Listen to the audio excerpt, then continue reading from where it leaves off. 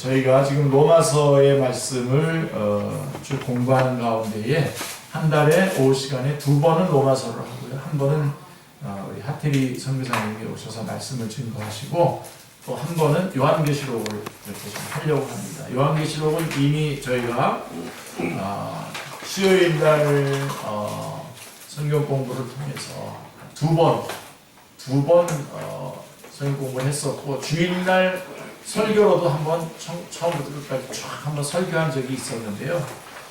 다시 한번 이번에 요한계시록을 이렇게 하나씩 또 같이 점검해 나가기를 원합니다. 왜 그러냐면 이 요한계시록의 말씀이 아주 오늘 우리에게 꼭 현실적으로 가장 지금 요긴한 말씀으로 저희 가운데 주어지기 때문에 그렇습니다. 그리고 제가 우리 이상훈 교수님이라고 하는 우리 교수님이 쓴 그 요한계시록의 책을 또 이렇게 보면서 제가 가지고 있었던 것들을 이렇게 업그레이드 했습니다. 그래서 같이 요한계시록을 공부하도록 하겠습니다. 자, 제가 여러분들께 프린트 드렸는데요. 보시면서 우리 오늘 그렇게 길지 않게 조금은 스피드하게 1절부터 3절까지를 같이 살펴보도록 하겠습니다. 자, 기독교 신앙을 특징 짓는 것 중에 하나는 바로 종말론적인 신앙입니다. 종말론적인 신앙이란 부활 승천하신 주님이 언제든지 예고도 없이 재림하실 수 있기 때문에 항상 깨어 믿음을 준비하고 있어야 한다는 것을 의미합니다. 나는 오늘 죽어도 예수님을 만날 신앙의 준비가 되어 있는가? 우리는 매일매일 물어야 합니다. 교회를 출입하지만 많은 사람들이 사실상 임종의 순간에조차도 주님 만날 준비가 전혀 되어 있지 않은 경우들을 보게 됩니다. 참으로 어처구니 없고 불행한 일이라 할 것입니다. 자, 다미선교회의 이장림 씨가 주장했던 1992년 10월 28일 휴거설이 불발탄으로 끝났죠. 저희 교회가 시작한 지 얼마 안 돼서 한 4-5년 됐을 때 그때 이런 일이 일어났었습니다. 그래서 그때 저희가 새벽 기도회에 마태복음을 가지고 28일 동안 특별 새벽 기도회를 하고 있었어요. 28일 동안. 근데 그게 이렇게 바깥에다 이렇게 붙여놨는데 그래서 이 10월 28일 날 우리가 그 사람들인 줄 알고 28일간이잖아요. 마태복음이 1장부터 28장이잖아요. 그래가지고 경찰들이 왔었어요. 경찰 2명이 와서 이렇게 서 있다가 갔습니다. 혹시 그 10월 28일 주의자들인지 알고 이장남 씨가 주행한 줄 알고 무슨 사고 날까봐 왔었습니다. 불바탄으로 끝났고 지난 수백 년 동안 전 세계인들이 그리도 궁금하게 여기고 가슴 저리게 했던 노스트라다무스의 1999년 대재난 예언도 아무 일 없이 지나가 버리고 21세기 초반을 살아가고 있는 우리들은 오히려 종말론적인 신앙을 거의 상실한 채로 살아가고 있는 것이 아닌가 하는 생각이 듭니다. 우리 이분세요 좀 좀만 줘요. 자, 저마다 종말이 멀지 않다고들 떠들어대고 술렁일 때는 어쩌면 위험한 시기가 아닐 수도 있습니다. 오히려 잘못된 종말론의 열풍이 가라앉고 사람들이 저마다의 일상적인 삶 속에 깊이 빠져서 하루하루를 그냥 살아가게 되는 때가 더욱 위험한 시기인 것입니다.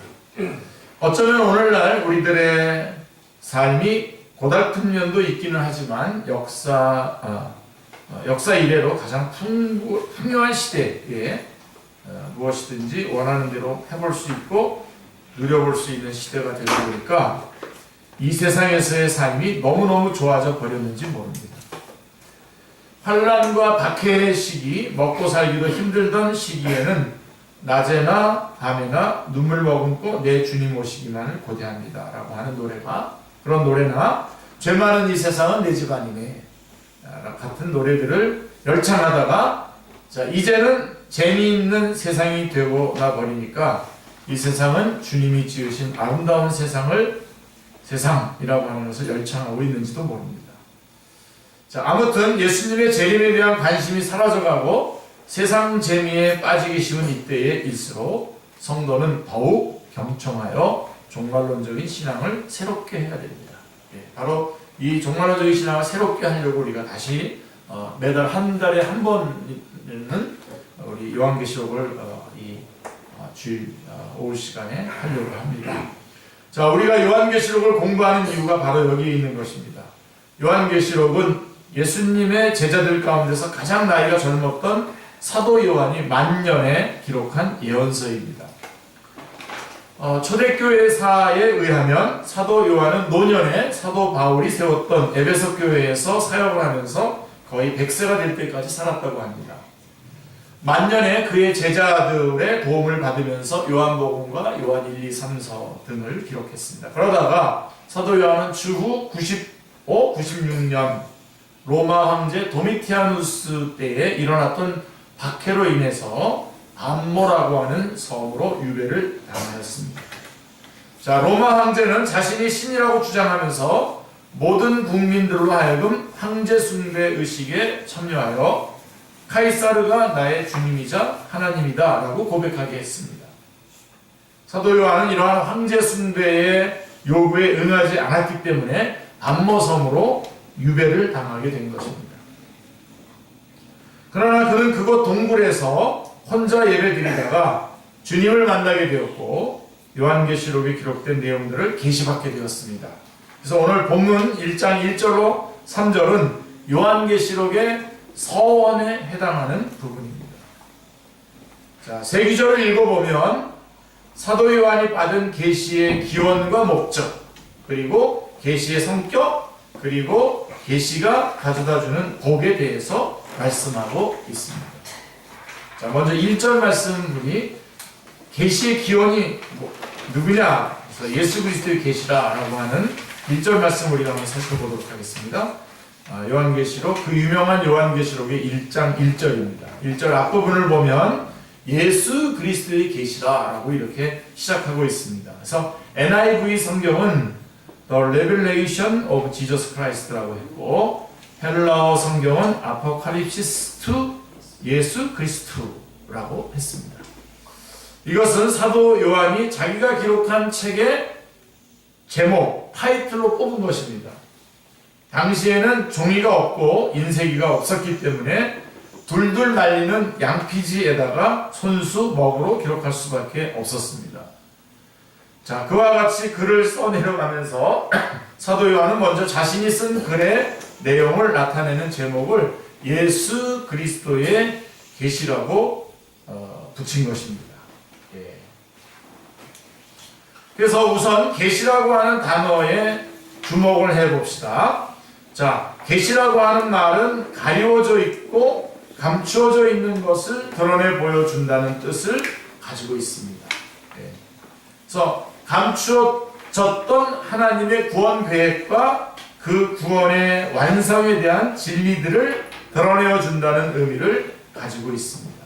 자, 이전에는 인간들이 알 수 없었고 알려지지도 않았던 영적 진리들이 예수 그리스도의 계시로 말미암아 우리 신자들에게 알려지는 것입니다. 이게 계시죠. 그 계시가 우리 프린트 3쪽에 보면 중간에서 약간 밑으로 내려가 보면 그 계시가 예수 그리스도의 계시라고 하는 것은 계시하시는 분이 예수 그리스도라고 하는 의미도 있고 또 하나는 예수 그리스도가 하나님의 계시의 주된 내용이라고 하는 뜻도 담겨져 있습니다. 어떻게 보든 이 요한계시록은 예수 그리스도의 계시입니다. 그러니까 예수 그리스도의 이것을 계시하신 분이 예수 그리스도라고 하는 그런 측면으로도 볼 수도 있고 그 계시의 내용이 예수 그리스도다라고 하는 측면에서도 볼 수가 있는 것입니다. 자, 예수 그리스도가 하나님의 계시의 주된 내용이라고 하는 그런 의미에서는 계시는 예수 그리스도의 초림과 재림을 주요 두 축으로 하고 있습니다. 자, 그래서 우선 계시라고 하는 단어로 우리가 주목했고요.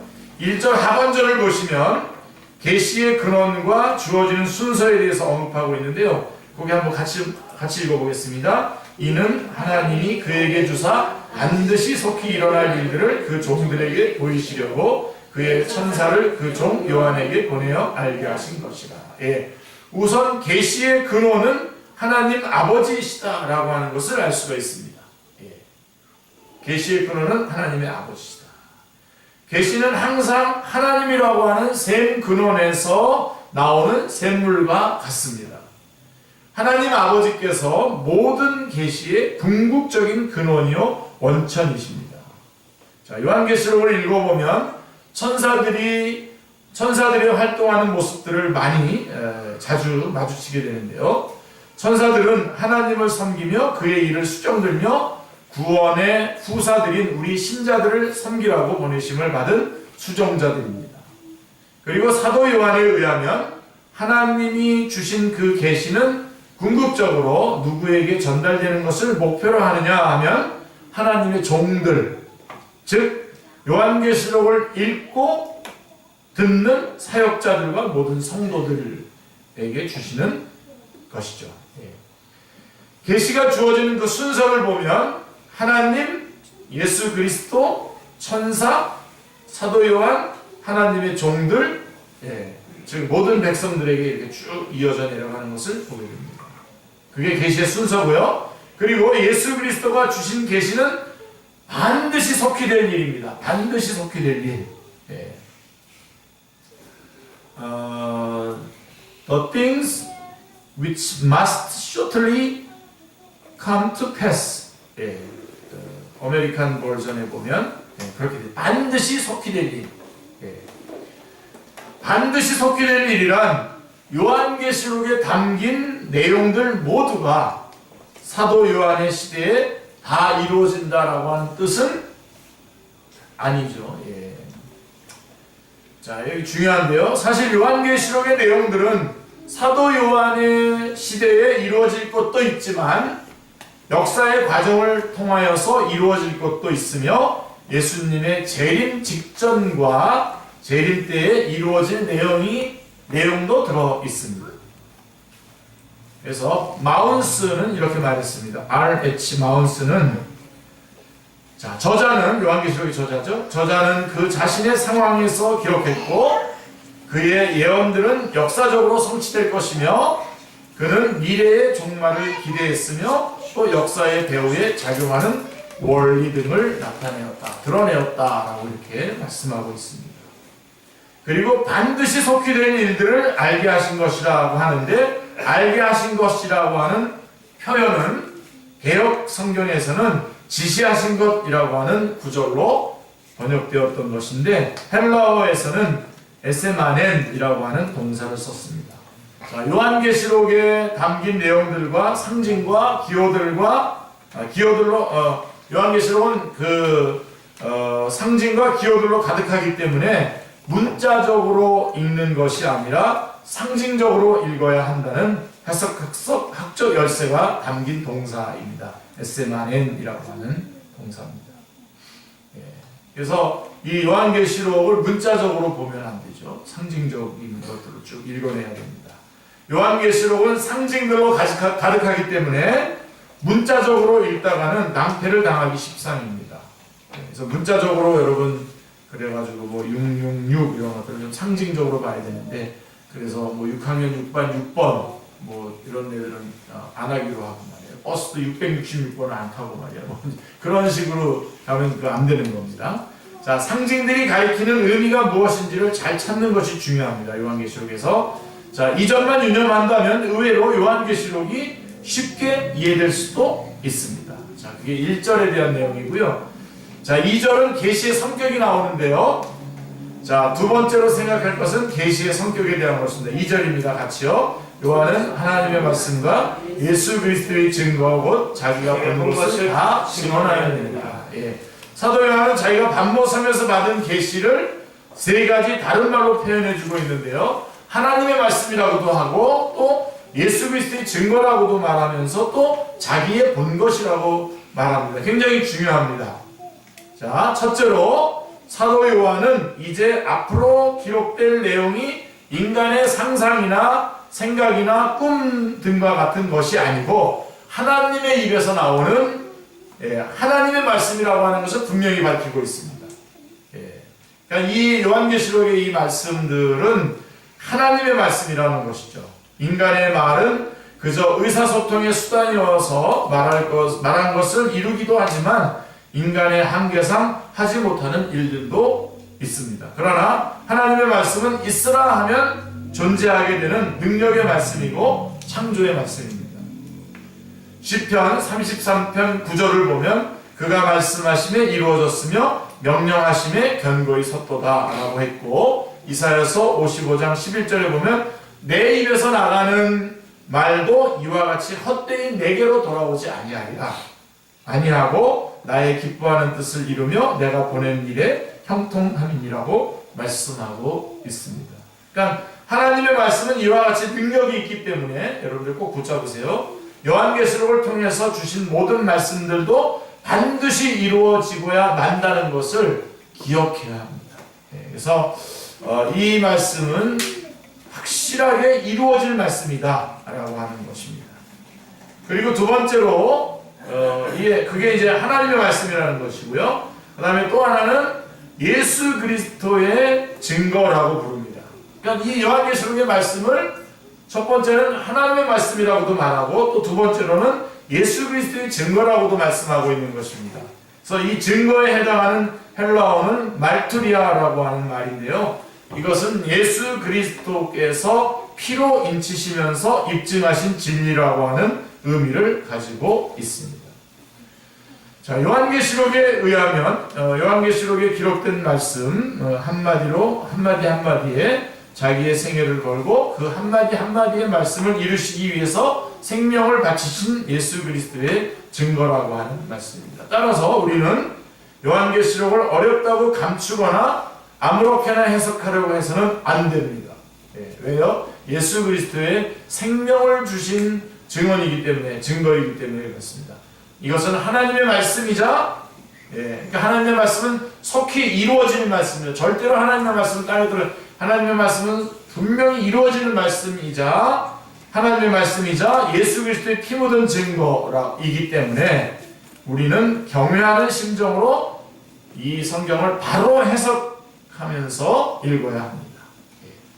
그리고 세 번째로 뭐라고 얘기하냐면 사도 요한은 이 계시를 자기가 본 것이라고 또 말합니다. 자, 하나님의 말씀이라고도 하고요, 예수 그리스도의 증거라고도 하고요, 그 다음에 내가 본 것이라고 말합니다. 사도 요한이 환상 중에 계시를 보았고 그 본 것만을 남김없이 다 증거했기 때문입니다. 사도 요한은 자신이 본 것만을 기록했고 본 것을 감추지 않고 다 증언했습니다. 그러니까 여러분들이 1절 말씀에서 우리가 뭘 배웠냐 하면은 계시의 근원자, 계시의 근원이 하나님 아버지다 라고 하는 것을 우리가 1절 말씀에서 우리가 보았죠. 그래서 예수 그리스도의 계시다. 그리고 2절 말씀에서는 그 계시의 성격이 뭐냐? 하나님의 말씀이고 예수 그리스도의 증언이고 또 내가 본 것이다 라고 하는 말씀을 드렸고요. 3절 말씀을 보면 이제 성도들을 위한 복이다 라고 하는 거죠. 자, 3절 말씀. 자, 사도 요한은 자기가 증거하는 이 예언의 말씀을 읽는 자와 듣는 자와 그 가운데에 기록한 것을 지키는 자는 복이 있나니 때가 가까움이라고 축원을 하고 있습니다. 자, 초대교회 당시에는 글을 정확하게 읽을 수 있는 사람들이 없었습니다. 그리고 오늘날처럼 인쇄된 책의 형태로 성경이 존재했던 것도 아닙니다. 손으로 직접 필사한 두루마리를 가지고 한 사람이 회중 앞에서 읽어야 했습니다. 그래서 사도 요한은 이 예언의 말씀을 읽는 자들이 아니라 읽는 자라고, 단수, 읽는 자들이라고 하지 않고 읽는 자라고 단수를 사용해서 복이 있다고 하는 것입니다. 그러니까 한 사람이 읽는 거죠. 그죠? 그리고 듣는 자들과 지키는 자들은 복수형으로 사용하고 있습니다. 많은 사람이 함께 듣고 또 그 사람들이 지켜야 되는 거죠. 그러나 오늘날 같이 성경책이나 성경 어플들을 쉽게 구입할 수 있고 글을 대체로 읽을 수 있는 능력을 갖춘 경우에는 읽는 자들이 복이 있다고 해도 아무런 문제가 없는 줄 압니다. 그래서 이때 당시에는 한 사람이 읽어줬기 때문에 그렇습니다. 그래서 사도 요한은 요한계시록을 읽는 자가 복이 있다고 했습니다. 그러니 우리는 이 책을 덮어두면 안 되고 부지런히 읽어야 됩니다. 자, 여러분 이 요한계시록 우리 한 달에 한 번씩 지금 살펴볼 텐데 여러분들이 오늘부터 요한계시록을 이렇게 차근차근히 한 장씩 이렇게 읽어 나가셨으면 좋겠습니다. 자, 혹은 글을 읽을 형편이 안 되는 분들은 듣기만 해도 복이 있다고 했습니다. 예. 또 이렇게 자유로이 지금 설교하는 것을 들을 수 있는 것 자체가 복입니다. 예. 그러나 더 나아가서 들은 하나님의 말씀을 지키는 자들은 복이 있다고 했습니다. 지키는 자들이 복이 있다고 했습니다. 자, 우리가 하나님의 말씀을 읽거나 듣는 것은 지식을 축적하는 데에 궁극적 목표가 있는 것이 아니고 그 말씀을 영의 양식으로 누리고 인생의 길에 빛과 발의 등으로 삼고 실천하기 위해서인 것입니다. 마태복음 7장 23절로 27절 말씀에 기록된 비유를 통해서 예수님을 말씀을 듣고 행하지 않는 인생은 모래 위에 집을 짓는 자요, 말씀을 듣고 그대로 실천하는 자는 반석 위에 집을 지은 자라고 말씀하셨습니다. 자, 요한계시록 강의 첫 시간에 우리는 요한계시록의 서원이 되는 첫 세 절의 말씀을 읽고 상고해 보았습니다. 자, 요한계시록은 숫자 맞추기나 퍼즐 맞추기와 같이 우리 지적인 흥미를 유발하기 위해서나 시간을 보내기 위한 오락거리로 주어진 것이 아닙니다. 또는 너무도 기괴하고 복잡해서 거들떠 보기도 싫은 혐오책자도 아닙니다. 오히려 이 말씀들은 박해와 환난 중에서 고통하며 주의 말씀을 신실하게 지키고 있던 초대교회 성도들을 위로하기 위해서 주어진 책자라는 점을 기억해야 됩니다. 이 부분이 제일 중요해요.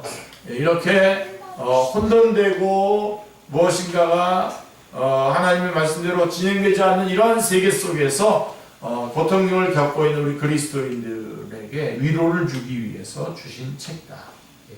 마귀와 불신 세력들이 온 세상을 지배하며 제 마음대로 주무르고 있는 것처럼 보이지만 주님은 계시를 통해서 역사의 커튼 너머에서 일어나고 있는 더 중요한 현실을 보여주신 것입니다. 실상은 주님이 이 세상을 다스리고 계시며 역사를 주관하고 계시며 마침내는 그의 승리를 공개적으로 성취하실 것이며 신자의 원한을 갚아주실 것이라는 것, 그날이 가깝기 때문에 조금만 더 기다리라는 격려의 말씀이 바로 요한계시록의 말씀인 것입니다. 파이팅. 이게 요한계시록 전체의 주제입니다. 요한계시록을 기록한 목적이 뭐냐면 파이팅입니다. 파이팅. 잘 싸워. 이겨라. 중국말로 짜요. 우리는 이러한 사실을 요한계시록의 주제 규절인 17장 14절을 통하여 분명하게 확인할 수 있습니다. 같이 읽겠습니다. 그들이 어린 양과 더불어 싸우려니와 어린 양은 만주의 주시오 만왕의 왕이시므로 그들을 이기실 터이요 또 그와 함께 있는 자들 곧 부르심을 받고 택하심을 받은 진실한 자들도 이기리로다. 칼빈은 힘들고 어려운 제네바 사역을 감당할 때에 하나님께서 반드시 이기신다고 하는 확신을 가지고 사역했습니다. 그리고 만일 하나님이 우리를 위하시면 누가 우리를 대적하리요? 라고 하는 로마서 8장 31절 하반절의 말씀을 부여잡고 온갖 난관을 극복했습니다. 우리나라 초대교회 역사를 읽어보면 환난과 박해 시기에 진실한 성도들은 요한계시록을 애독하고 심지어는 외우기까지 하면서 많은 신령한 유익들을 얻곤 했습니다. 반면에 공산주의 사회에서는 요한계시록을 좋아했을까요? 안 좋아했을까요? 안 좋아했죠. 요한계시록이나 다니엘서와 같은 말씀을 특히나 설교하지 못하게 박해를 한다고 합니다. 세상의 실세가 누구인지를 분명하게 밝히고 있고 세상은 심판받는다고 하는 말씀이 기록되어 있기 때문입니다. 우리는 3절의 말씀처럼 이 책을 읽고 듣고 지키는 자가 복이 있는 줄 아시고 부지런히 읽기도 하고 설교를 듣기도 하고 깨달아지시는 대로 실천하는 복된 성도들이 되시기를 기도합니다. 네, 요한계시록 이제 선선히 여러분 읽어나가기 시작하시고, 그래서 여러분들이 요한계시록 이렇게 주일날 이렇게 한번 주어질 때마다 또 읽기 시작하고, 로마서 쭉 읽기 시작하고, 또 화요일날 여러분들이 영어 성경 공부하러 오시게 된다면 창세기의 말씀을 쭉 읽어나가서, 창세기 말씀은 제가 주일날 설교 때에 좀 더 많이 설교를 하도록 하겠습니다. 기도하겠습니다. 하나님 아버지 감사합니다. 오늘 저희들에게 요한계시록의 첫 번째 말씀을 함께 공부할 수 있도록 은혜를 베풀어 주셨사오니 감사합니다. 이것은 하나님의 말씀이기에 속히 이루어질 일이며 또 예수 그리스도의 증언이기에 하나님 저희가 소중하게 듣고 그 뜻을 따라서 순종하며 살아가야 될 귀한 말씀인 것입니다.